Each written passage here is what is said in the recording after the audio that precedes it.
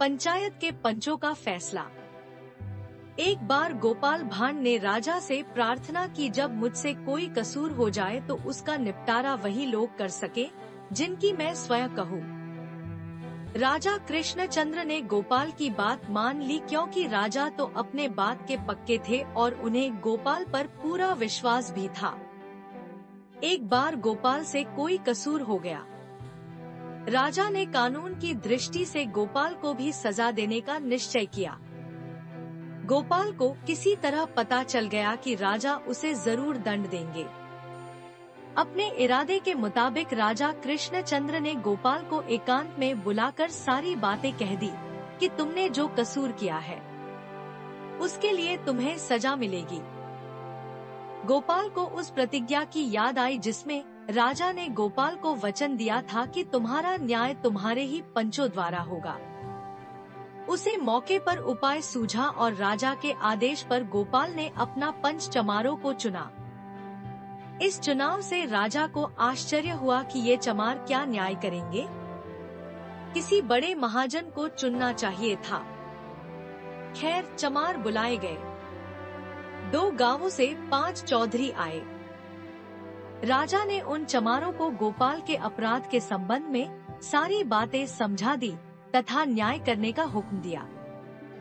पंचों द्वारा यह बात सोची गई कि गोपाल से बदला लेने का यही मौका है। ऐसा मौका हाथ से नहीं निकलना चाहिए और ऐसा दंड देना चाहिए कि जिससे गोपाल जन्म भर याद रखे तथा आगे भी हम लोगों के साथ ऐसा व्यवहार करने का साहस न करे। उन पंचों में पहले एक बोला, भाइयों, अपराध तो गोपाल का बहुत बड़ा है, अतएव 7 बीसी और 10 रुपए जुर्माना करना चाहिए। दूसरे ने सोचा, इतनी बड़ी सजा और फिर भी जुर्माना। इतने जुर्माने की कल्पना कर दूसरा पंच सिहर उठा, गोपाल के बाल बच्चों पर इसका क्या परिणाम होगा, घर बार नष्ट हो जाएगा। यह बात सोचकर उसने सजा घटाकर 5 बीसी रुपए जुर्माना करने का फैसला किया।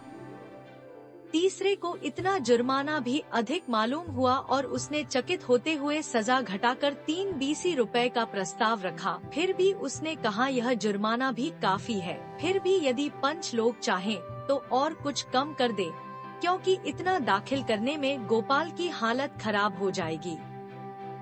अब चौथे चौधरी की बारी आई। उसने अब तक सभी सलाहों का विरोध किया और कहा कि इतना बहुत अधिक है, इसमें अधिक से अधिक कमी होनी चाहिए।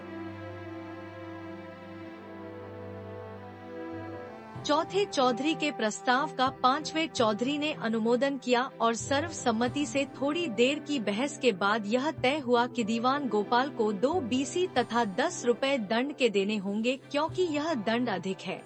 इसलिए हम पंचगण राजा से यह प्रार्थना करते हैं कि 2 बीसी तथा 10 रुपए दंड लिए जाए, लेकिन इसकी वसूली में सख्ती न की जाए। राजा कृष्णचंद्र ताड़ गए कि गोपाल ने बुद्धिमानी से ही इन चमार चौधरियों को अपना पंच चुना था। उधर मामला निपटाकर पंचों ने राजा से जाने की आज्ञा मांगी। आज्ञा पाकर वे वहां से चले गए। राजा की नजरों में 50 रुपए का जुर्माना क्या था, लेकिन चमारों की गरीबी व परिस्थिति का ख्याल करो कि साल भर जी जान से परिश्रम करने के बाद भी ये गरीब जातियां इतना भी तो नहीं बचा पाती कि वर्ष की समाप्ति पर बस 50 रुपए पास रहें। इसीलिए उनकी नजर में 2 बीसी अर्थात 40 रुपए और 10 रुपए कुल 50 रुपए बहुत ही कठिन जुर्माना था। राजा का हृदय दया से भर गया और गोपाल मन ही मन प्रसन्न था। गोपाल का फैसला स्वयं राजा ही सुनाने जा रहे थे कि गोपाल को देखकर राजा अपनी हंसी न रोक सके। गोपाल को दंड से मुक्त कर दिया।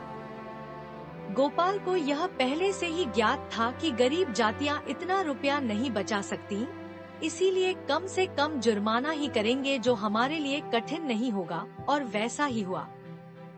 गोपाल ने इसीलिए अपना न्यायकर्ता चमारों को बनाया था।